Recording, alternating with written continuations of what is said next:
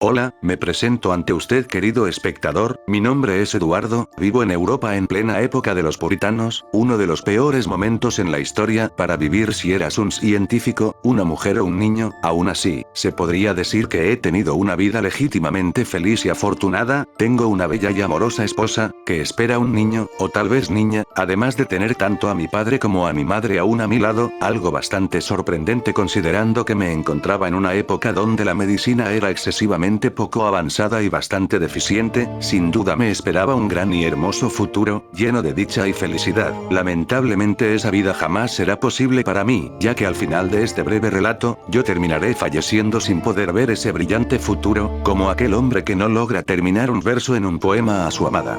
Eran los años de la Europa antigua en un pequeño pueblo abandonado de la mano de Dios, que irónicamente cometía locuras en nombre de este mismo. Allí yacía con su familia un hombre humilde y agraciado de nombre Eduardo. Aquel sujeto tenía una vida que, en aquellos días, era bastante más feliz y plena que el de la mayoría de habitantes en ese horrible período de tiempo. Sin embargo, la suerte al final siempre termina tocando la puerta de nuestros hogares, esperando a cobrarse todo lo que nos ha regalado con la misma frialdad que un banquero arrebata lo que prestó a sus deudores.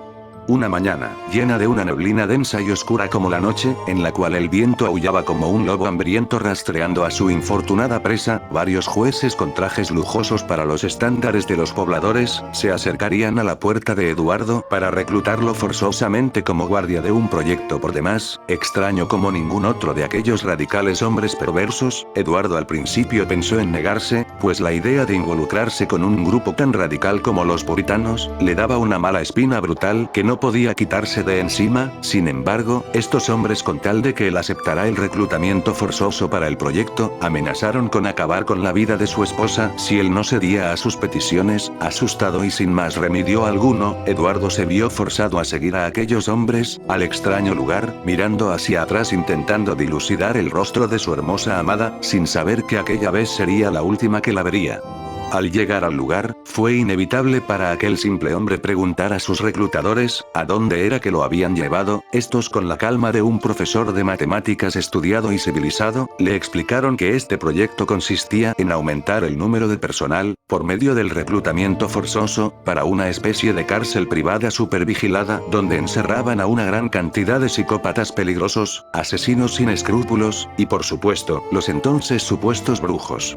Eduardo por su parte, no estaba muy convencido acerca de si los hombres encerrados allí, eran en realidad los terribles hechiceros que se le contaban o no, más por el miedo que sus captores infundían en él. En ningún momento intentó el llevarles la contraria por su propio bien, y el de sus familiares. Minutos después ya le habrían sido dadas sus armas y protecciones, y asignado a vigilar 3 celdas donde se encontraban supuestos brujos.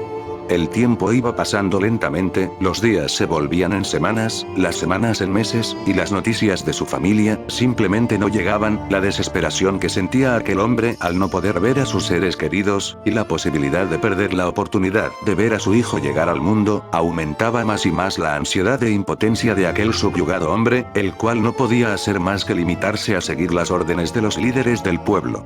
Eduardo, pensando en su familia, caminó lentamente por el frío y oscuro pasillo, que junto a su tensión y preocupación, parecía no tener fin. Al llegar al final de aquel incómodo recorrido, finalmente se encontraba frente a las celdas, aquel hombre que estaba irónicamente tan atrapado en esa prisión, como las personas a las que custodiaba. Intentaría hacer su mejor esfuerzo para lograr mantener a raya a sus custodios, pues aunque no había nada concreto al respecto, tenía la sospecha de que fallarle a los jueces puritanos, que por aquel entonces poseían demasiado poder, desembocaría en cuanto menos una experiencia desagradable para las personas cercanas a él.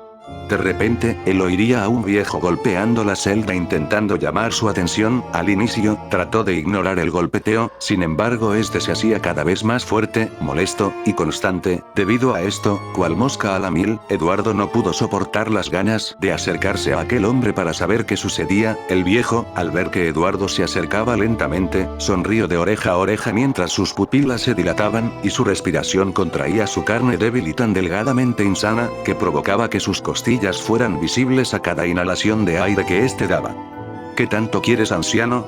No tengo tu tiempo, dijo molesto aquel hombre que era tanto guardia como prisionero en aquella cárcel, sin esperar una respuesta de tal calibre como la que recibiría.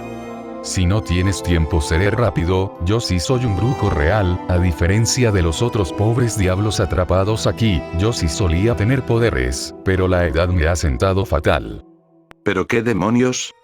Decía Eduardo con espanto, sobresalto y con aún algo de escepticismo. ¿Por qué habría de creerte? ¿Y por qué me cuentas esto? Añadió para intentar calmar la situación. Porque ya estoy aquí, ¿a quién le dirás mi secreto? Ves, ya no tengo nada que perder, pero tú mi amigo, tú tienes mucho que ganar si aceptas hacer un trato conmigo. ¿Un trato?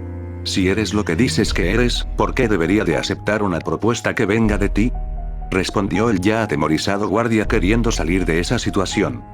Por una sencilla razón, puedo sacarte de este apuro en el que te has metido. Mi poder es débil, pero con algunos objetos que me arrebataron, pero que aún guardan en esta prisión, puedo recuperarme, y salvarte a ti, y a tu esposa de esos lunáticos. Yo no soy el malo de esta historia, me temen por mi poder, pero yo podría sacarte de aquí, llevarte a conocer a esa hermosa niña que viene en camino, darte la oportunidad de formar esa hermosa familia. Además soy anciano y no quiero morir aquí. Por favor, hazme el favor, y hazle el favor a tu familia, liberándome de mi celda, puedo evitar que maten a tu familia, que vuelvas a tu vida feliz, déjame ayudarte.